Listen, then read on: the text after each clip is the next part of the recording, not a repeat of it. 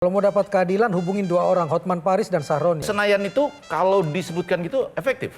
Efektif. Kan Anda akan capek sekali kalau cara bekerjanya begini. Sekeras apa sih sebenarnya Priok itu? Mafia di situ, copet, maling, rampok semua di situ. Tadi udah bilang ada invisible hand di KPK. Bisa saja. Roni, si paling sultan. Tapi kalau ngomong soal KPK agak pelan-pelan kita nih ya. KPK ini potensial dipergunakan oleh penguasa untuk memukul lawan politik. Apa dipertahankan sampai saat ini? Bubarin aja sekarang. Jadi mereka datang melaporkan apa yang mereka lakukan untuk menutupi apa yang mereka tidak lakukan.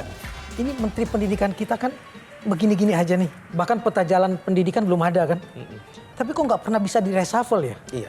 Menteri Pendidikannya juga harus disentil karena mereka menganggap ini hal biasa. Karena menterinya belum pernah jadi orang bawah.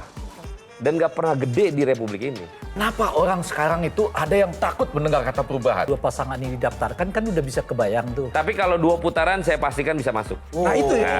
Nah ini. Q&A, karena setiap pertanyaan selalu ada jawaban.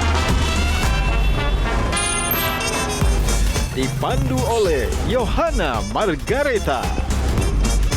Dan panelis kita hari ini, Effendi Ghazali, Maman Suherman, Rai Rangkuti, Intan Saumadina, Gian Luigi,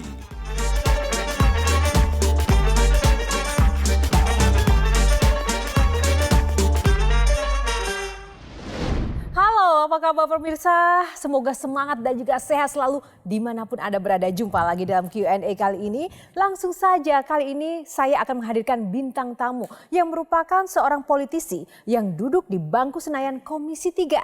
Sosok yang bercita-cita sebagai presiden ini juga gemar koleksi kendaraan mewah. Sehingga tidak heran ia dijuluki Sultan dari Tanjung Priok. Inilah Q&A bersama saya Yohana Margareta. Karena setiap pertanyaan selalu ada jawaban. Langsung saja kita undang bintang tamu kita kali ini. Kita sambut Ahmad Sahroni. Halo Bang Roni, apa kabar? Bang Roni, bagi tipsnya. Yang pertama, sibuk apa sekarang? Sibuk Q&A. Oh, sibuk Q&A.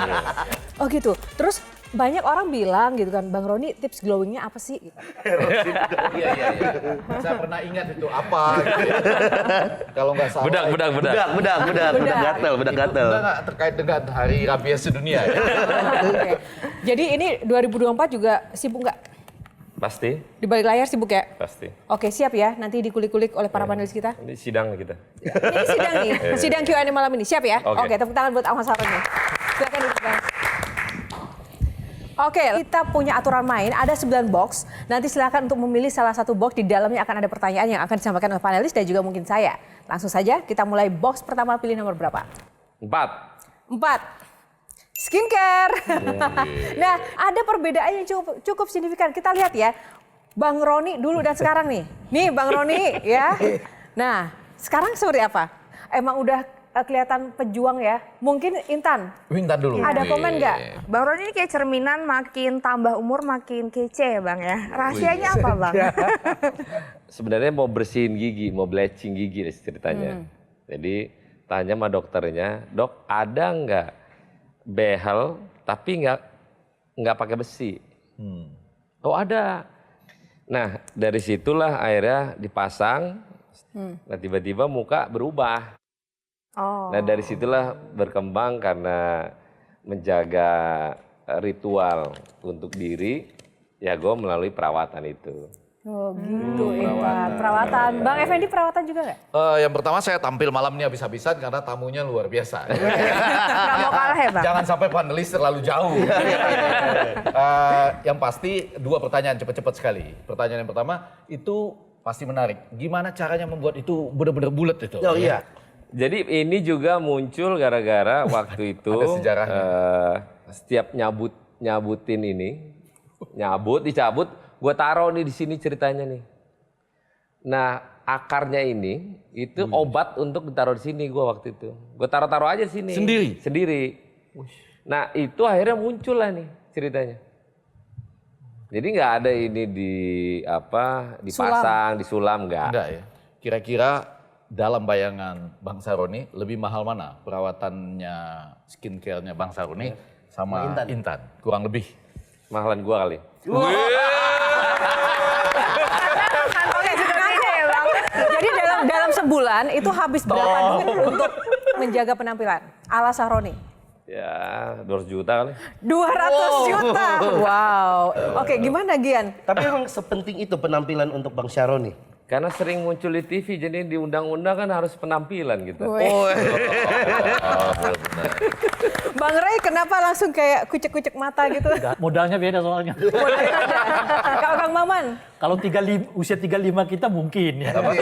Oh, kalau usia kita masih 35, ya. kita habis-habisan juga. Bisa-bisa, Oke. karena bisa jadi calon presiden toh. Top. Ya, Kang Maman. Aku ingin mendalami itu. Dengan 200 juta tuh Bang Saroni seperti tetap di 2013 ketika usia 35 tahun.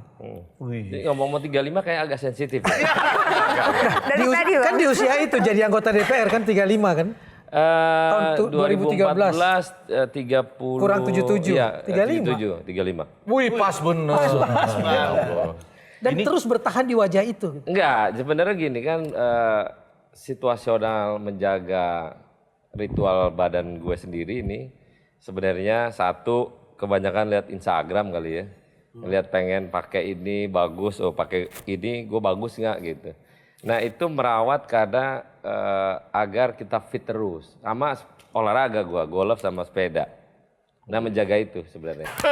Oke, itu pemanasan di awal dengan skincare ala Sahroni. Sekarang box nomor berapa yang kedua? 1. Box nomor 1. Kita buka. Wih, 1 langsung Senayan. Oke, ngomong-ngomong soal Senayan karena tadi Bang Ray belum menyuarakan suaranya, giliran Bang Ray yang pertama. Silakan. Iya Bung, jadi saya coba ulek-ulek ya ininya di Mr. Google tentu saja ya. Saya kutip ini, Bung ini kelihatan lebih banyak berbicara tentang keamanan dibandingkan dengan komisi Anda di komisi 3 gitu. Jadi oleh karena itu yang terbayang oleh saya itu kalau nggak teliti, Anda di komisi 1 bukan di komisi 3 gitu. Mengapa bisa begitu banyak ide tentang polisi, ini macam-macam, tapi hampir jarang saya temukan Anda berbicara soal perpajakan, perbankan, keuangan daerah, macam-macam dan seterusnya itu.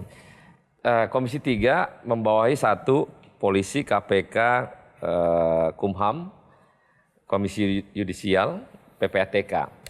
Nah, ritual yang gue jalanin adalah ritual bagaimana orang mencari keadilan, yaitu kepolisian pasti. Kenapa? Karena Republik ini banyak sekali dinamika, hal-hal terjadi, perkara yang no viral, no justice. Nah, maka itu kita nggak bisa hindari. Dan saya menyampaikan itu langsung ke Pak Kapolri, tolong bantuan atensinya, kalau saya sudah posting, tolong anak buahnya secara otomatis. Apa yang saya posting tolong kerjain. Tapi artinya Senayan itu kalau disebutkan gitu efektif? Efektif. Efektif. Iya, cuman kalau saya lihat Bung, Anda bergerak dari isu ke isu, tapi tidak dalam rangkaian sistem. Tapi gini, kenapa saya laku ini secara natural? Karena saya melihat bahwa Republik ini memang harus viral dan harus dilakukan. Kalau enggak, ini negara rusak. Nah, tapi ya kenapa harus mengedepankan viral? Gini, kalau ngomong masalah hukum gak diandalkan, kalau tanpa sosial media, no way. Bohong. Kenapa hukumnya tidak diperbaiki dan dipertajam? Tapi kita harus pastikan bahwa urusan polisi ini lebih rentan, lebih gampang, lebih viral daripada urusan lain. Kan Anda akan capek sekali kalau cara bekerjanya begini gitu. Ini kasus lapor kami. Tapi bagaimana caranya supaya ini jadi kultur di institusi Dari sistem, polisi? ya? Itu yang saya sebut. Karena gini, kalau tanpa pengawasan yang sebenarnya, kita akan dihantui dengan orang per orang yang masing-masing punya pemimpin yang beda-beda di daerah. Karena itu, sosial media penting untuk tetap mengawasi mereka, agar mereka tidak keluar jalur. Maksudnya ditindaklanjuti ya, bukan ditindaklanjuti, Ya, tapi belum tentu dilakukan di level bawahnya. Itu mesti berantem dulu tuh. Nah terkadang mereka merasa apa yang dilakukan mereka benar, belum tentu benar sebenarnya. Tapi kan pandangan pandangan ahli hukum selalu mereka kan lu nggak tahu apa-apa, kan gue tahu yang tahu ini begini, itu begini. Nah itulah perlunya pengawasan kita di Republik ini. Jangan. Oke, terima kasih. Oh, Setuju. Tadi udah bilang ada invisible hand di KPK. Dewas nggak pernah mengatakan tersandung juga karena ada invisible hand juga. bisa saja. Bisa saja. Bisa saja. Bisa kan? saja. Sayang kalau akhirnya ada Dewas tapi Dewasnya tidak punya idealisme untuk Dan itu terjadi sekarang. terjadi. Oke.